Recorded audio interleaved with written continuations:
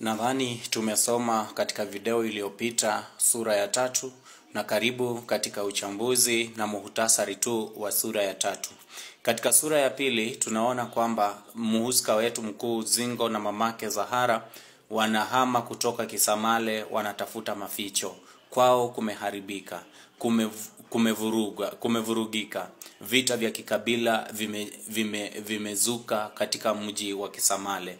Katika sura ya 3 tunapoianza ni safari ya wahusika wawili na wahusika wawili wakuu, Zahara na Zingo, ambao wameungana pamoja na wengine katika kutafuta maficho na katika kutafuta amani kwenye mji wa Gera. Wamo safarini kuelekea mpakani Gera, ambako wanaamini, wana matumaini kwamba katika mshale uliowadunga wakiwa Kisamale watapata matumaini watakapofika kule Gera. Kwa hivyo tunaendelea na safari ya maisha ya kivita vya kikabila kutoka kwa wahusika wa kitabu hiki. Kufikia sasa tumewapata wamefika Mokowe, ambako wanapata mapumziko kutokana na wazo la mzee mmoja mwenye hekima ambaye anapendwa sana na Zingo, mzee Msambale. Kwa hivyo katika sura ya 4 tunatarajia kwamba tuendelee na safari na tuone kama tutafika katika mji wa Gera, katika mpaka wa Gera. Kwa hivyo endelea kusafiri nami tunapoendelea kupitia tu katika sura ya 3 na kukuambia mbinu za lugha zilizotumika.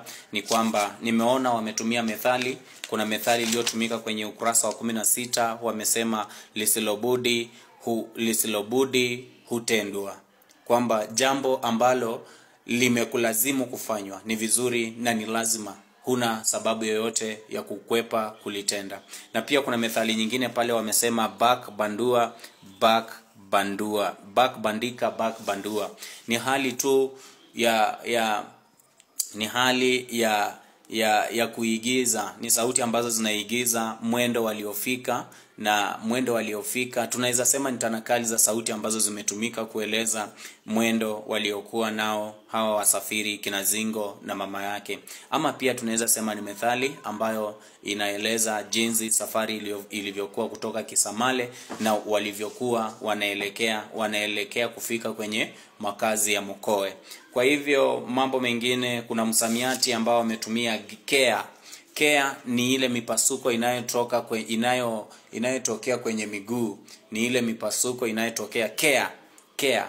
Utawapata kule magharibi wanasema kamakia.